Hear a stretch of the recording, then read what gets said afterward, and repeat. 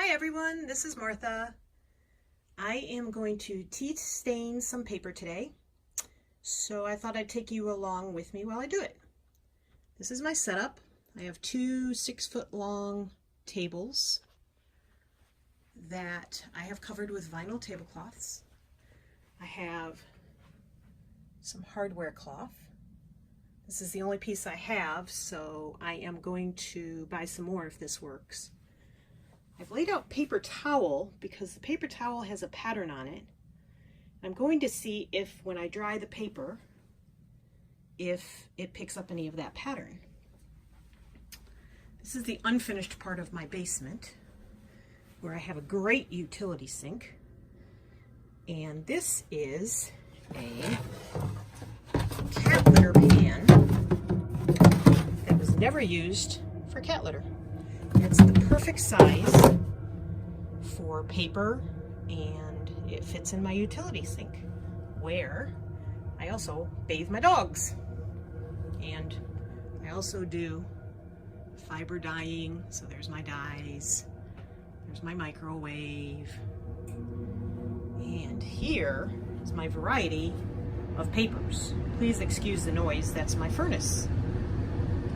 I have doilies, 5x7 cards, I have 3x5 cards, I have tissue paper, copy paper, lined paper, grid paper, ledger paper, somewhere, parchment paper, copy paper.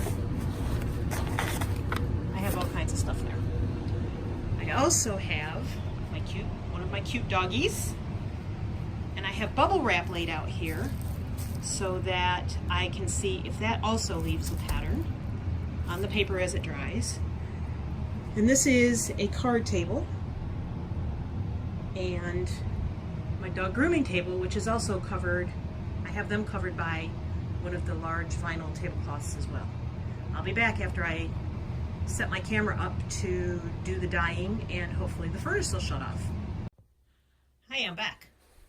So I think I have figured out how to set this up a little bit so you can see some of what I'm doing. So I let the water drip off. And sometimes I put it over the other things that are already on the table, and it makes darker splatters on the paper that way. And I lay them very close together.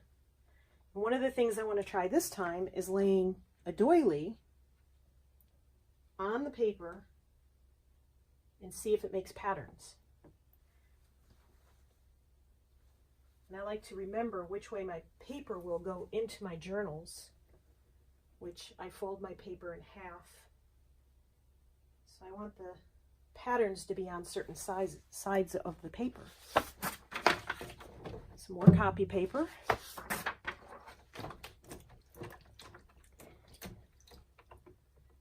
Mush it down, pick it up, let it drip off, do 2 at a time.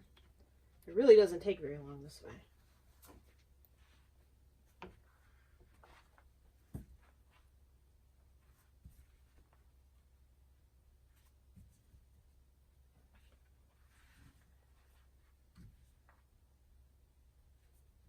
I try and get the most out of my space.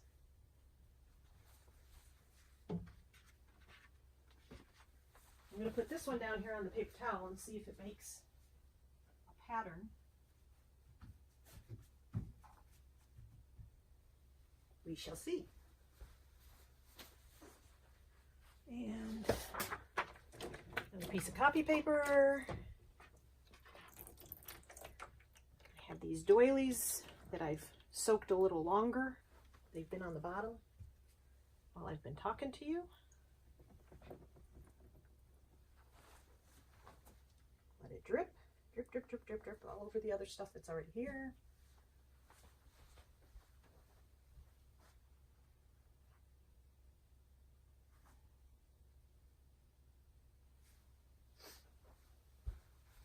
And I'm just going to keep going with the tracing paper and the doilies and everything that's here. I'll be back. Okay, the furnace is done for now. And I'm still dunking, but I'm running out of table space. As much table space as I have. Not enough.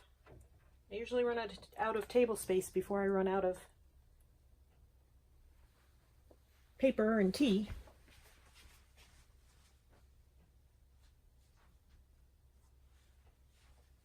So I'm now working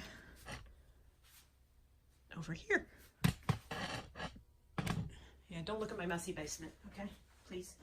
Thank you. Because it's a mess. So I want to show you something. This is what the graph paper looks like before I dunk it.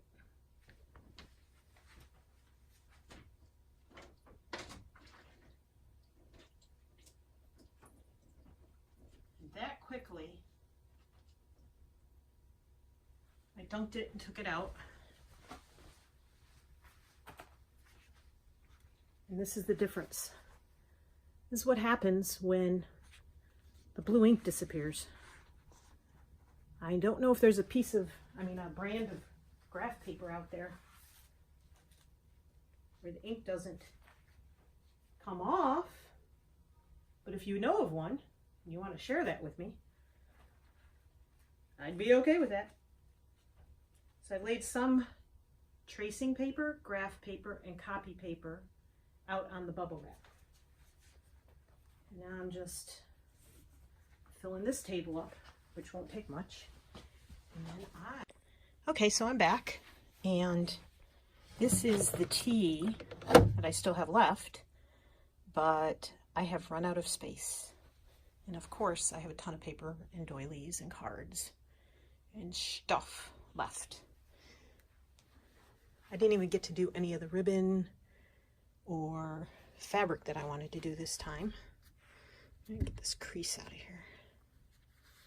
But you can see where the tea has pooled, and that'll come out as darker. Some sheets I left in longer, some sheets not as long.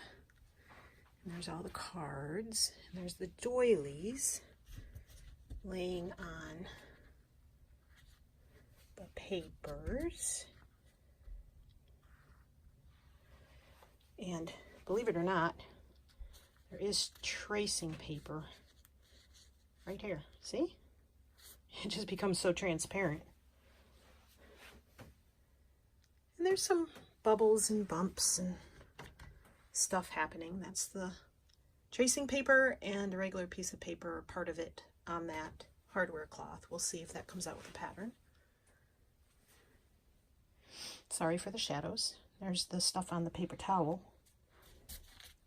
And I pressed it down pretty hard with my hands to see if that'll come out with a pattern on it. It looks like maybe it will. This is the tracing paper. This is copy paper. I don't know if the copy paper will pick anything up, but I think the tracing paper will. Then, again, don't look at my drips and the messy basement, but here's the card table. Again, this is tracing paper, but it's transparent on top of the bubble wrap. Card table and grooming table.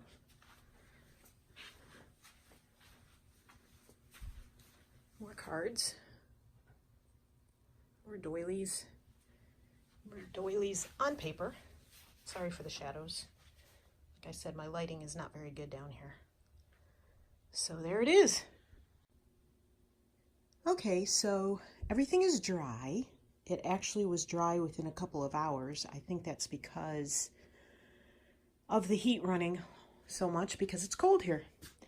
And I did come down and check on it yesterday and had a few disappointments. The doilies sort of made a pattern on some of the stuff, but not really as much as I was hoping. So there's that. There's some nice staining.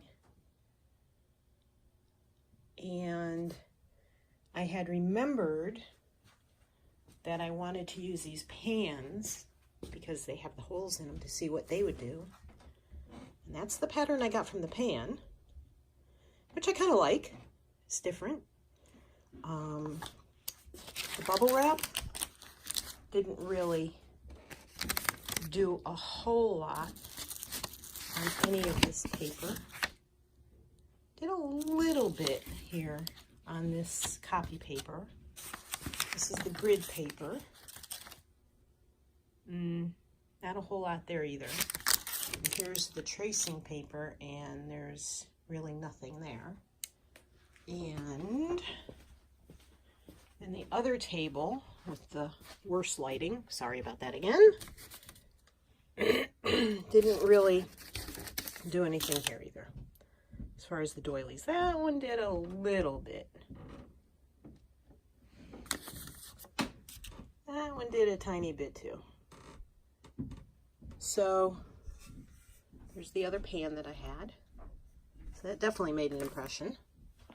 And I remembered I had these canning jar lids, and that sort of made a little bit of an impression.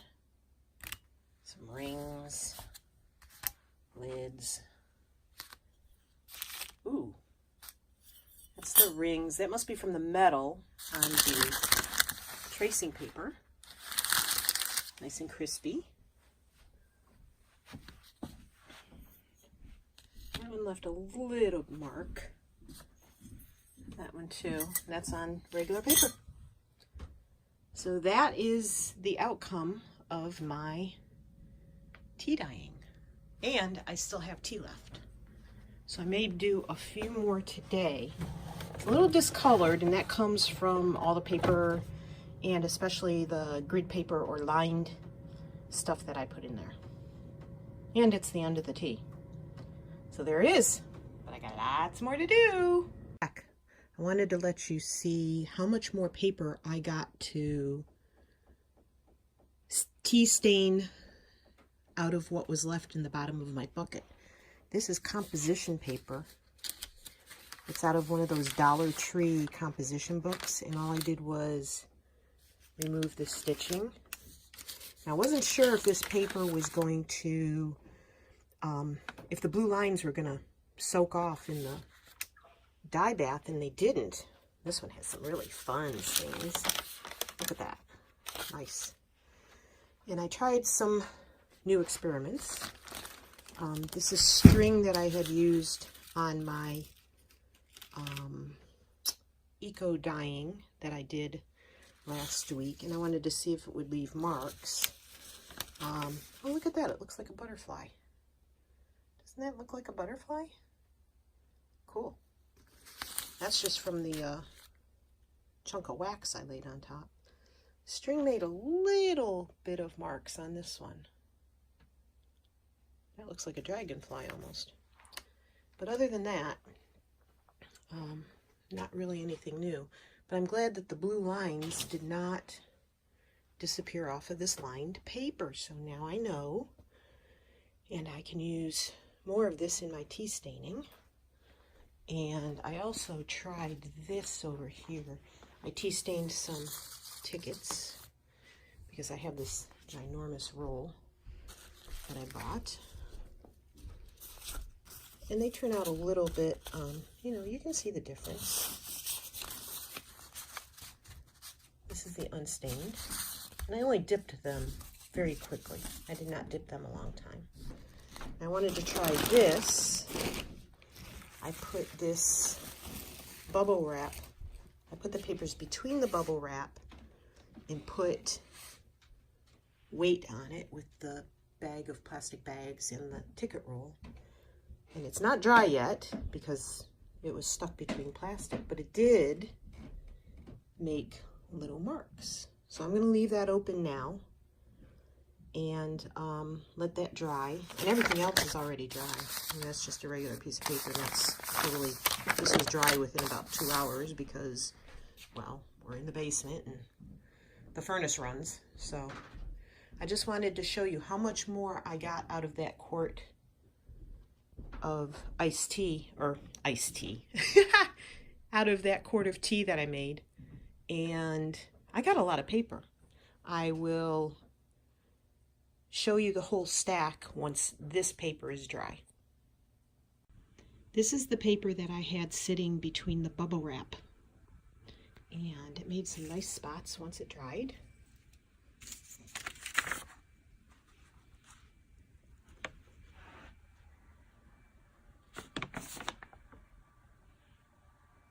So I'm pretty happy the way that came out. Here is all the paper that I did from 1 quart of iced tea dyeing. The tickets, the 3x5 cards, I got 18 of them. The 5x7 cards, I got 10 of them. Small doilies, large doilies, I have 11 small, and I didn't count the large. Copy paper with the ring marks and doily marks. I don't know if you can see that. Can you see it? Sort of. And the marks from the bottom of the can. I think I counted 46 sheets. Seems like a lot more than that. That's the entire pile. This is the tracing paper with the texture from the paper towel. All kinds of yummy. And tracing paper, I got 9 of those. This is the grid paper where the grid disappears.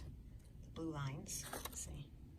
But it comes out this pretty shade of greenish blue color. Not easy to see in this light. Let's see. Still not easy to see. And then this notebook paper, I am so thrilled that the lines didn't disappear. This is the composition paper from the Dollar Tree notebooks, composition books. This came out really yummy. So when I went shopping today, I bought 2 more composition books to dye. Yay! So that is my tea dyeing craziness. Thanks for joining me on this little journey of tea dyeing. I hope you'll come back when I have future videos.